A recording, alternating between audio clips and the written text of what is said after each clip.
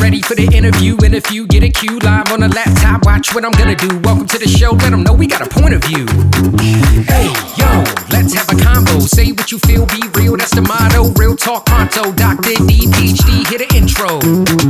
Hold up, wait, gotta be social. Network global, a home for the local. Gotta be social, network global, a home for the local. So I remember seeing you at IDEA, where I see a lot of people. And he said, got to do this podcast thing. And I was like, I'm going to remember this. We're going to do it. And here we are. We made it. I remember it was IDEA last year. I met you through Alex McLean and Michael Piercy, who are two amazing presenters. And it has taken us a year, but we did it this time. You know what it is too? Like these guys, they'll know too. Like it's usually many months before I book someone. I'll book them and then it doesn't happen for many months because it's always kind of like we were just talking off camera. You know, it just kind of comes together for me. Like I do stuff. I don't plan a lot of stuff. I'll plan the booking. Then after that, it just kind of comes when it comes for that. So it feels very authentic. Like it's meant to just happen. The conversation just kind of flows.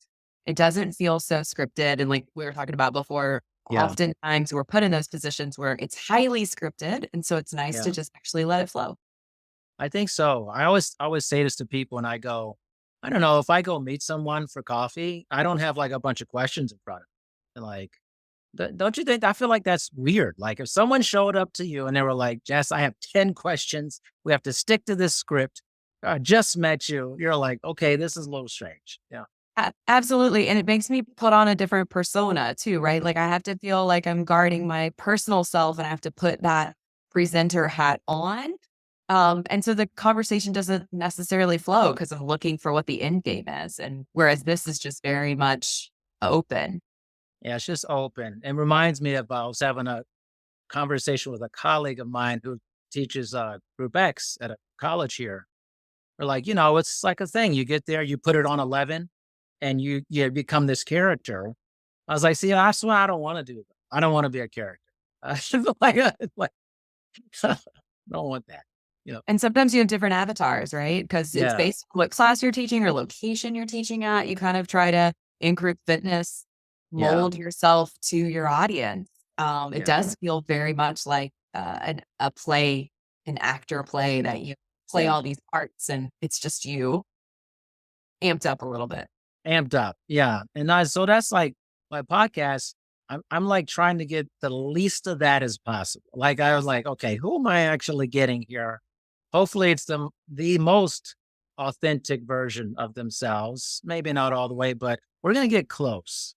We're going to get close for that. So let's get close, Jess. Let's get let's get close. So I think a good place to start, again, because I never know where I'm going, is just, it's good for the people who listen to know a little bit about the person I'm talking to. So it'd be great for the people to know a little bit about Jess and this fitness journey you're on. Awesome. Well, hi, everyone. I'm Jess Maurer.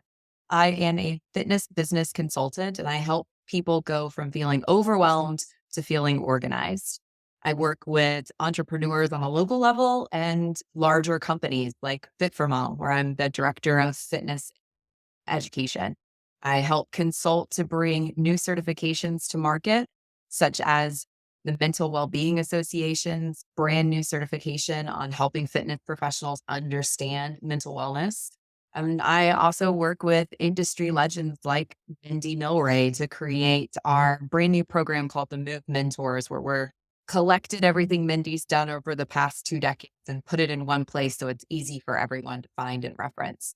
But that really is my goal in the fitness industry, is to help people feel less overwhelmed, stay away from burnout so that they have a career of sustainability and longevity in a way that makes them feel organized. I hate using the term balance because I don't like the idea of personal and professional balance. That's not necessarily something anyone is ever going to achieve. But instead, I like the idea of being able to reach your full potential by feeling organized and moving away from the feeling of overwhelm. What's the full potential for our industry, you think? Oh, I think that's a great question. I think we have to stop gatekeeping fitness behind this like lock and key concept. And we need to start encouraging a blend of exercise and movement throughout the day so that we're not just seen as those people who stand at the front of the room in leg warmers with a microphone or that coach who stands there with a clipboard and a timer, but we're instead seen for people that advocate more movement because movement makes us feel good. It's hard to join a gym and stay motivated because the idea is like, well, in 6 weeks, you might lose 2 pounds. And it's so far away. And there seems to be so much work and time and effort and energy involved in it. It's not motivational. But if we flip the script to being, hey, you're going to feel better immediately after this movement session, you're going to feel calmer. You're not gonna, go out there and stab someone on the subway. You're gonna be in more control of your mind and your Well, emotions, right? If we just go on this walk together, like it's science-based saying of you're gonna feel better after this one movement session. So let's move more. Let's find joy in movement again. Less being about sets and reps and more being about enjoying the activity. so do you think what's keeping us from this movement towards this potential is some of this kind of the sets and reps mentality, or what's keeping us from getting to where we should be? Change is hard. Evolution is hard, right? And I think that every industry has this turnover rate every like 10 to 15 years. And we in the fitness industry are at that point. I mean, imagine what it was like when companies like Les Mills came into existence and said, hey, I know you've been choreographing and coming up with your own playlists and exercises for 15 years, but you should stop doing that and only do our pre-choreographed stuff. We're going to tell you what to do. Well, that was a huge changeover in our industry. And I think 15 years later, we saw it again with the idea of Beachbody and other infomercial like programs coming to the forefront of you don't have to go to a gym. We'll deliver the gym to you. There was another huge change. And I think we're seeing that again in the fitness industry where we're seeing it's about 15 years later, 20 years later, and we're having this kind of identity crisis of, okay, we're middle aged. How do we buy a Porsche? How do we go, tour the Caribbean for a week? We're having this mentality of like, it's a changing of the guard. Change is hard. And how can we go into it with open arms and really want to bring the next generation of movers forward and into our industry? I had this conversation a couple of weeks ago where it was about, hey, stop panicking. Like for those of you who are in management, for those of you who have the position of being mentors, stop panicking. There's enough people on the planet for all of us to have some type of influence, and let's figure out how to work collaboratively together. Let's talk about this panic. I want to hear more about this. Like, let's dive deeper into the mechanics of the panicking. What has been your experience with hearing about this? I don't know that I've heard this panicking before. Yeah, I think it comes from the idea of scarcity. Of there's only a small amount of people who work out at gym facilities or go to boutique studios or hire personal trainers, and we're all Mm, fighting over that small 24% of mm. American. Instead of looking at, okay, well, there's 24 that are coming. How do we encourage the rest of these people to come in? How do we help them find what feels good for their body, what helps them achieve their level of happiness or their level of calmness through their day? And maybe your CrossFit gym doesn't speak to 10 to 20% of your community, and it speaks, they would rather go to a yoga studio or a mind body studio, and being okay with that instead of panicking of like, I got to find leads, I got to find leads, I got to find leads. It's not about that. It's instead of really about helping somebody find their right place to be. And Yeah. instead of like holding people so close to their heart, it's instead going to somebody and being like, hey, you know what? You might actually want to go try that yoga studio down the street. Or the yoga being like, you might want to go over there and try the CrossFit studio down the street. Yeah, I think sometimes as an industry, we hold on to our corner of the industry really tight. It's kind of like you think about it, uh, there's various pathways for people to be involved in movement, exercise, physical activity. But sometimes like we're our worst enemies. Like we shame other professionals for moving into different spaces, whether it's the virtual space or whether it's just a yoga space or whether it's just a health coaching space. It's like, why are we fighting each other about this? Absolutely. We should be working a bit more collaboratively together instead of worrying so much about, like you said, our little corner. Yeah. And I think, and these are nice areas we're in, but I think that also we spend too much time in kind of our own little silos as people. And it's kind of like if someone tells me, like, I don't have a lot of friends, like, oh, like, have you tried to find more friends? Like, have you actually like met a lot of people? No. Well, you have to meet people. Like, if you want things to happen.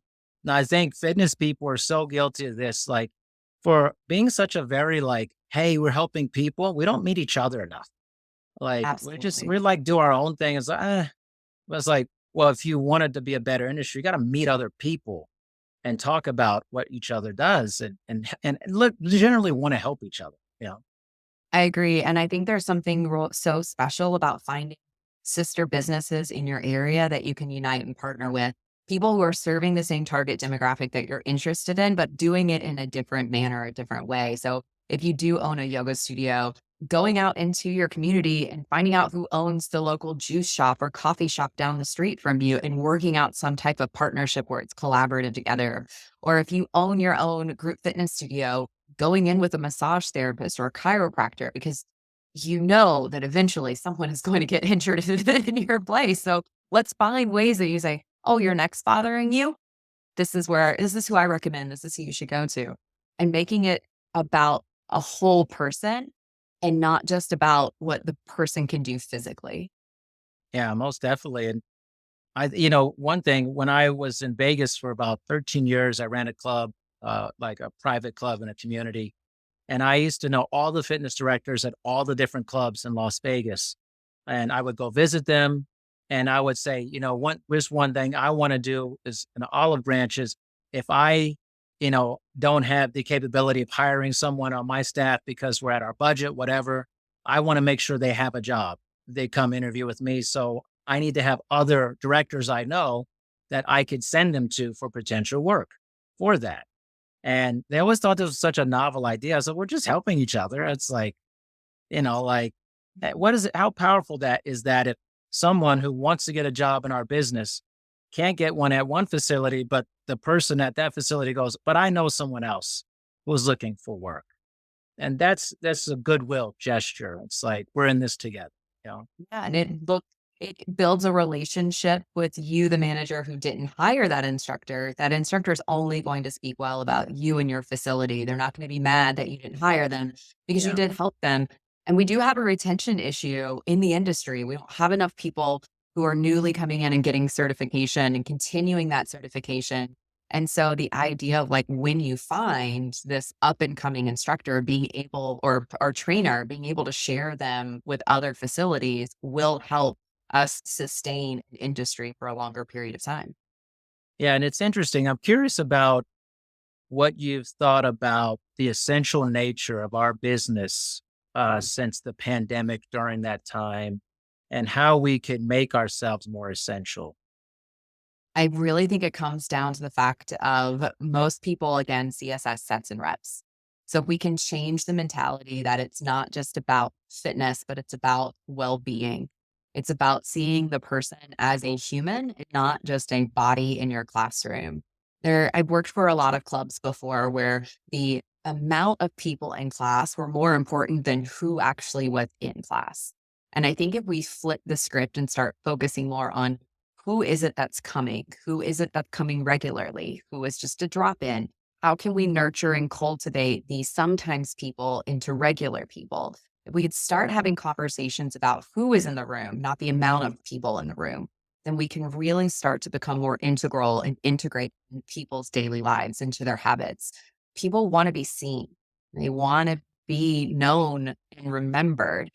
And by just ignoring the ones in the middle or ignoring the ones in the back, we're doing a disservice. We want to make sure that in all gym facilities that we're really paying attention to the people who are walking in, not just how many are walking in. Do you think that's influenced though by the leadership in the different facilities and how, you know, they're looking at it? 1,000% yes. Because numbers do equate to revenue on some cases, right? So they're like, well, less personal time means that you can spend more time working. But really, it's the more time you spend personally connecting with someone, the more likely they're going to be a sustained member. And as we know, looking at studies of the past 20 years, retaining members saves you money in the long run because constantly having to advertise to bring in new members is 3 times more expensive. So we can start focusing on the retention efforts, not just the acquisition efforts, then we can over time see that there is a direct revenue line. I think it also comes to the fact that a lot of gym owners, franchise owners, managers of facilities aren't physically in the facilities anymore. A lot of times, what we're seeing in these big gyms on big franchises is that the owners, the CEOs, if you will, aren't involved in the day to day. And when you're not really involved with the day to day and the people who are walking in and the ones that are on the, front lines, you, you are disconnected from your culture and you are actually disconnected from the people that you serve. Everything does really look like a number. I think the more that franchise owners, studio owners, gym owners can be involved in locations physically, then the more success that they'll see in their staff and in their retention efforts. Why do you think they're not there as often? I think there was a huge, save the gym mentality that happened in 2020 and 2021, where a lot of people consolidated and at the same time realized that they could work remotely. They could, live in Florida and own all these gyms in Colorado without ever having to interact. And I think that there is a blend that we need to have between automation, delegation, and humanity. And if we can take those two things and blend them together, even if it's just visiting the location that you own once a quarter, it's enough to change that team culture to being like, it's not just people and numbers. Excuse me, it's not just numbers and revenue, it is people. Isn't that funny? Even just like think about what you said, just at least once a quarter. like, Once every 3 months, like, walk into wow, the man. I remember when I worked for this same club and this very large company and like luxury spa, fitness, wellness. And my supervisor would come by once a month. It was a Mhm. VP in the company and it made all the difference in the world. Our client, the developer always saw this person. And it was huge in terms of retaining the account on a regular basis because there were these touch points on a regular basis or phone calls on a regular basis. And I think in anything in life, you have to show up. You Yeah, have to be present. It's very difficult to be good at any relationship if you're not present. it's 100% true. And if you are, kept behind this like lock and key idea, so I think the more that if you own a fitness franchise, go into your facility, be a part of the culture, be a part of the members and the people that work for you. It's really important. Let's turn to conferences because that's where you and I have met and chatted in person. What's your feeling on the current state of fitness conferences? I think that we are seeing a need for change throughout the industry. The way of doing conferences prior to the pandemic is no longer what the industry wants or needs. I think that there are a lot of sister companies that are doing some really revolutionary things when it comes to live education and live experiences because they've been willing to do things in a very disruptive manner. They're willing to tell old partners and old sponsors that they're no longer interested in going the same route, that they're gonna, completely turn it on its head. And it's the reason why things are being successful. There's a number of different yoga conferences that are incorporating the instructors with the consumers. They're bringing in everyone to have an experience together instead of it being only pros should come to this. It's really about everyone in the community experiencing it. There's a lot of people who are changing their idea of different tracks. If you look at some of the bigger conferences, there's like 15 sessions offered at one time. There's some people that are really leading the industry that are saying, no, we're all going to be together at one. We're all coming together in one big giant room. We're all going to see the same conversations and have great dialogue based on what we're experiencing instead of it being so segmented out.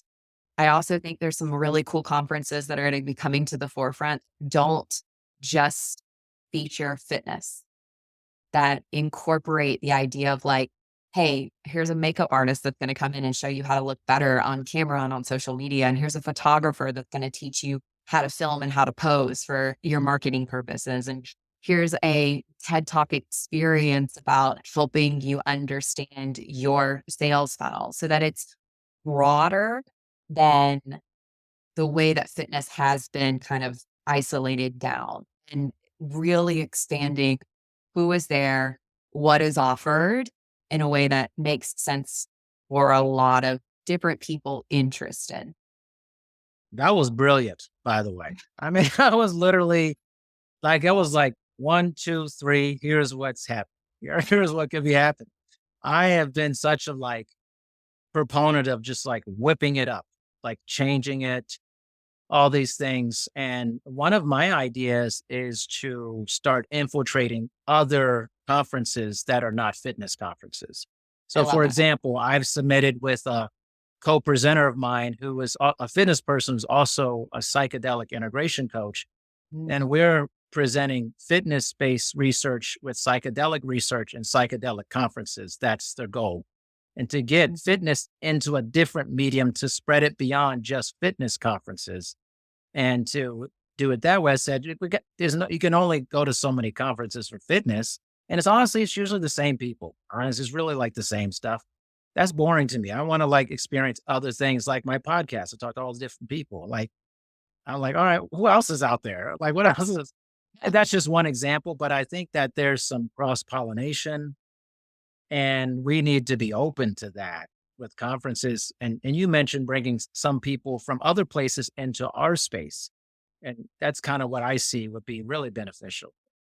I agree. I think the MLM companies have giant conferences every year where we're starting to see more of that idea. I loved your verbiage and cross Yeah. pollination. That's really what we're starting to see there. So figuring out what are our sister like companies, and then how can we unite together in order to facilitate things that are not just the classic fitness conferences that we've always had, but how have you as a fitness presenter can go into other worlds?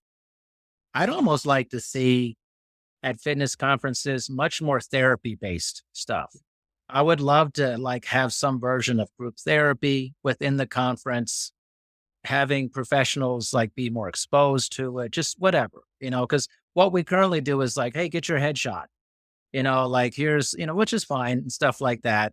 Try this new piece of equipment. But wait, if we're going to be like a wellness, really into wellness and a larger holistic thing, we should be exposing our professionals to really different stuff. Or then maybe they're like, well, I never thought about this as being part of my business, or I don't know. I mean, I think about BetterHelp all the time. I do work in a mom space for part of my career with Fit for Mom, and every new instructor that I meet or new franchisee in the Fit for Mom space, I always recommend if you're not a member of BetterHelp yet, you should be, because being a mom is hard, being a fitness professional is hard, and it's always great to have someone you can talk to throughout this whole process. And so I love the idea of it being much more therapeutic in nature, whether it's talk therapy. Um, we're hosting an amazing psychologist in a few weeks at the Mental Wellbeing Association. Dr. Celine is going to come in and speak to us about disordered eating and body dysmorphia, specifically to fitness professionals. Like, how do you recognize your own disordered eating habits? And then how do you stop from passing those on to your personal training client? I love I, that. That it's is going to so be important. so good. Was I think like I just like being transparent and honest. I just think we spend too much time in these conferences helping people to work out. Like Mhm. fitness professionals come and they just work out like 15 times. And I feel like that's really not the point. Like you're already doing that. I mean, it's like, or some version of that. Like come there to experience something different that will be very like, I'm big on a work on yourself. Like come there to get this therapeutic healing to work on yourself, like what you mentioned about recognizing that in yourself. How many fitness professionals you know suffer from that?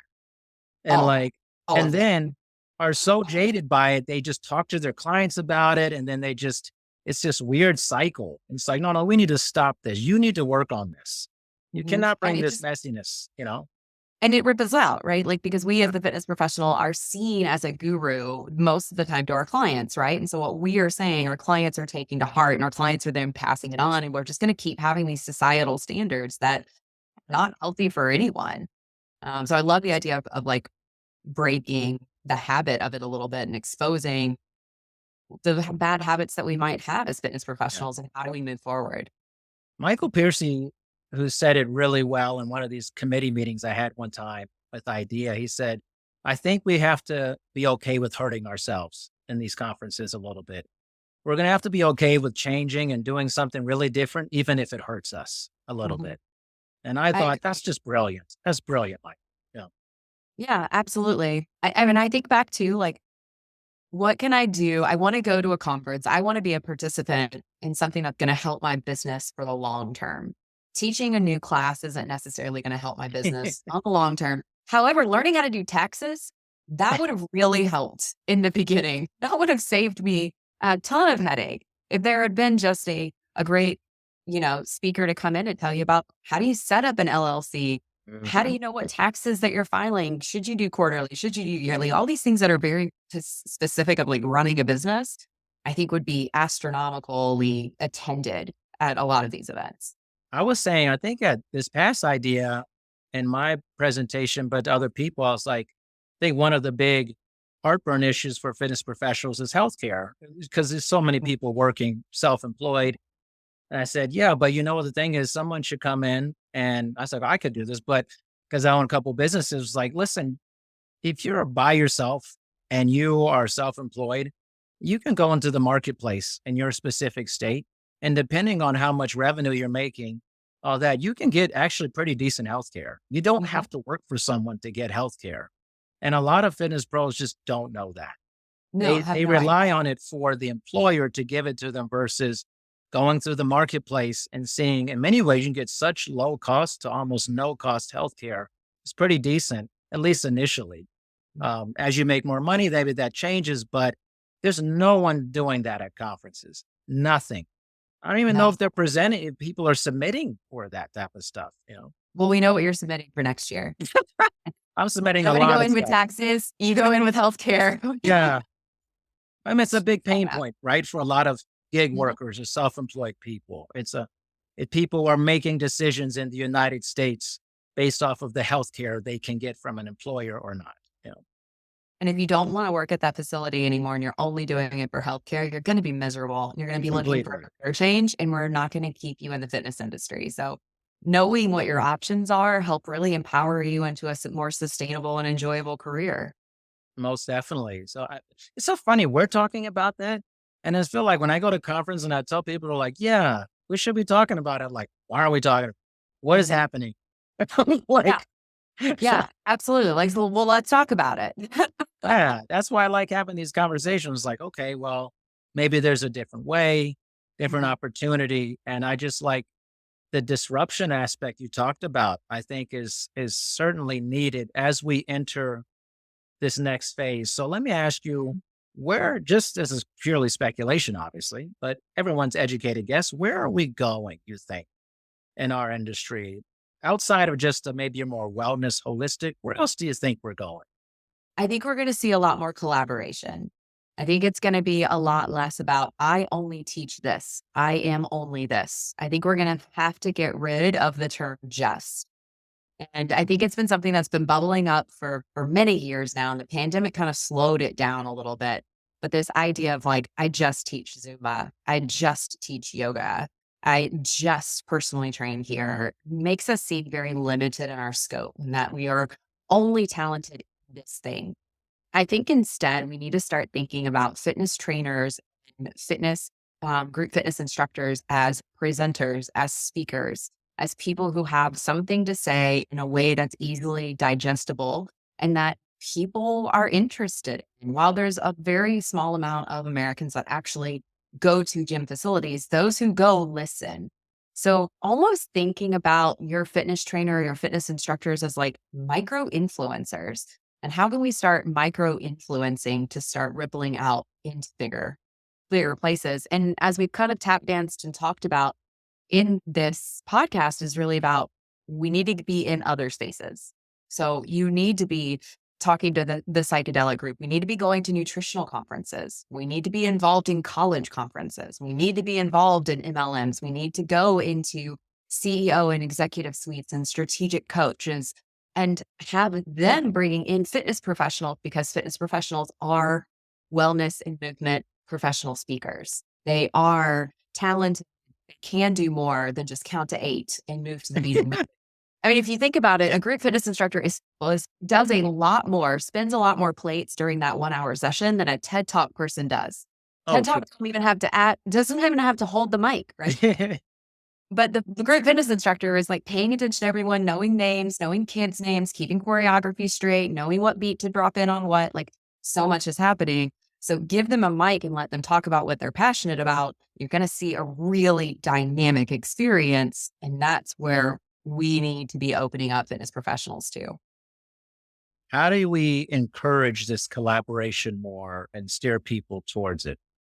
I think you're 100% on board because you've already mentioned that you did it, but we need to just apply. Like stop thinking that the only people we can apply to have fitness in the word, right? Like we need to just start going out there and applying. I think with the big trend of corporate wellness, we're going to start seeing this more, but fitness professionals that I meet with all the time, and we're trying to plan what their exit strategy is of, I'm teaching 30 classes a week. I can't keep doing this.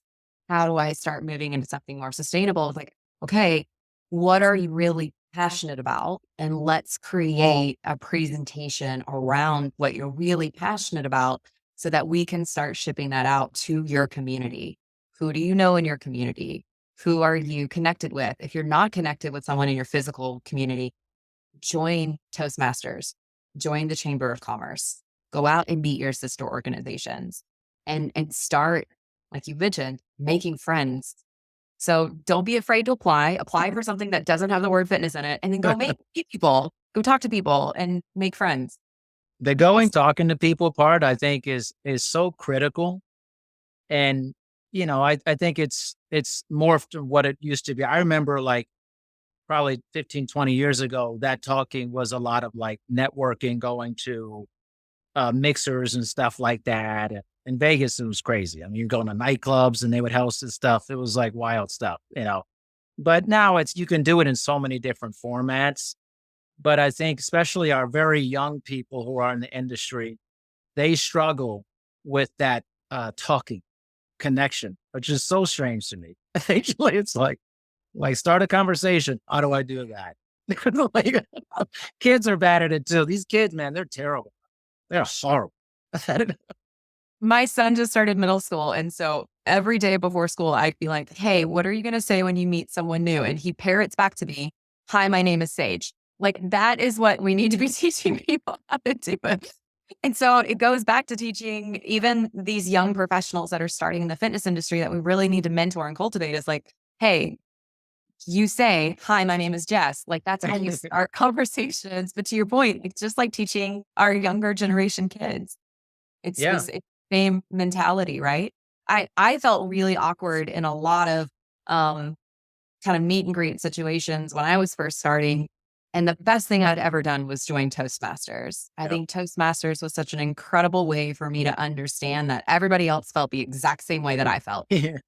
And it was a wonderful way for me to kind of come out of my speaking shell a little bit. Yeah. We think we're all here together on this planet, but we all are really kind of worried about what other people think of us when we meet them and how we look and how we feel. It's like, how do I start this whole thing? And certainly this much younger generation now, they're really struggling with it. One, it's a technological thing. It's, lack of connection over, a couple of years ago and all that. But being good at just, hey, let's talk about something, let's just chat is really an incredible skill. Maybe one of the best skills you can have in life, which is why I have no script. because I always want to sharpen the sword of conversation. I feel like if I have a script, I am blunting my ability to be able to just freestyle conversation for that. So I just try to, and if you do it enough, it just becomes natural for you. So I feel like if I have too much structure in my conversation, it kills my, honestly, my charisma. As the kids say, it kills the riz, man. It's like, it kills It's the so riz, true. right? It's very true because then you're worried about hitting the mark or did I say that right? And now you've kind of overthought it versus when you're just being authentic and being yourself. I mean, if we had scripted this out, we'd have been talking about like my favorite, onboarding systems and my favorite lead generation and how we talk about being organized in your CRM. And instead we're talking about really amazing, important content about like, hey, what are we going to do moving forward to ensure that in 20 years we still have people coming into the industry excited about being in the industry. That's right. And talking is a big part of it. You talk a lot. It just reminds me of, I always have this examples like, I love the movie Office Space from back in the day. It's like a cult hit, it's so great.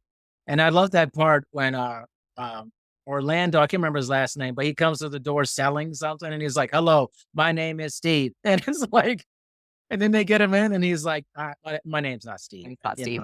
My name's not Steve. And he's like, well, relax. And I feel that's what people do. They come on and they're like, hi, my name is Jess.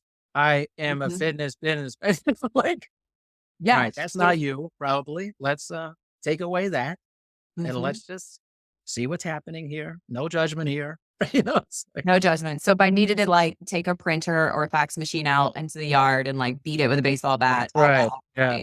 be good That's to go. right. It's such a great movie. Just like I PC disagree. love letter.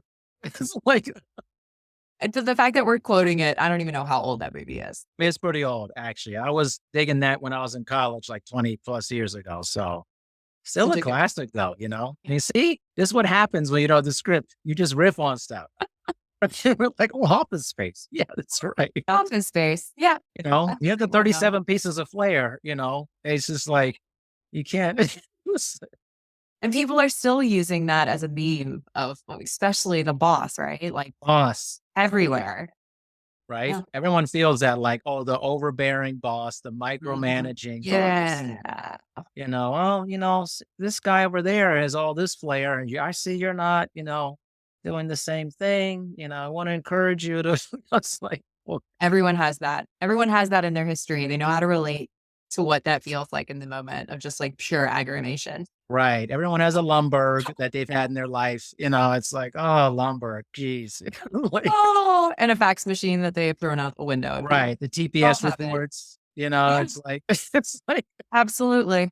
so it's like, in some ways, I feel like that's kind of the fitness industry, though. We're kind of like the TPS report, kind of like, oh, we've just kind of like, whenever I walk a trade show floor, sometimes it feels like to me, it's like, oh, rinse, repeat. It's like same old stuff. Oh, another version of a spin bike.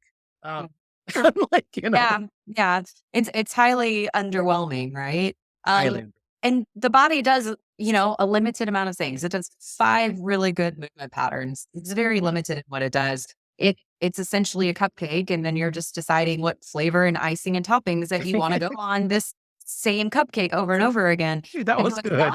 It's true, right? But it's not about like how to decorate it. It's instead about like how to make sure everybody gets some. Yeah.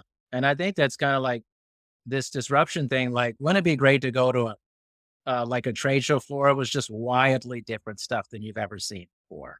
It's just like, wow. I would be so excited. It's so like, I didn't, just literally all the stuff that would help you, actually help you. Not just like gadgets and getting swag that you take back because you're like, oh, I want free stuff. It's like, Well, what are you doing with it, really? You get home with your free stuff and it disappears into the trash. yeah, junk it. It's wasteful. Right. It's super. So if we instead, again, go back to that conversation of like, how can we collaboratively work with sister companies and bring them into our space? Or better yet, how do we infiltrate their space so that you are walking around a trade show, seeing things that are interesting to you because it directly influences your business? Most definitely. Wow. Look at this time exploded by for us, Jess. It was like just booming by. I mean, what a I love it. conversation.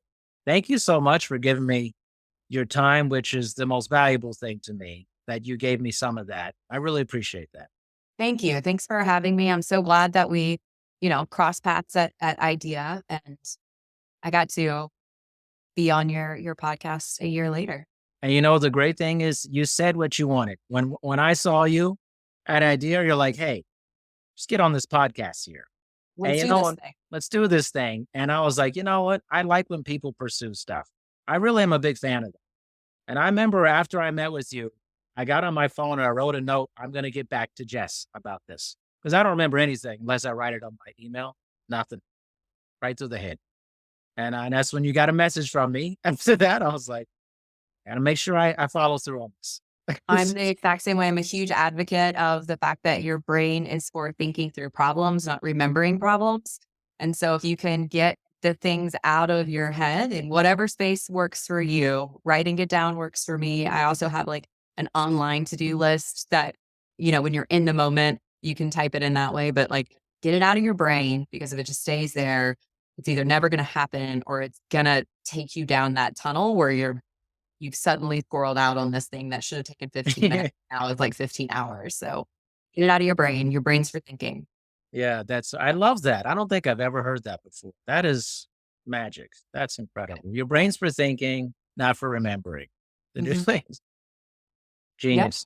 We'll have obviously your stuff in the show notes, but to cap it off, what's a good way people can learn more about you, Jess, and your words of wisdom here? I would love for you to follow me on Instagram. I'm JHM Fitness. So it's just my initials.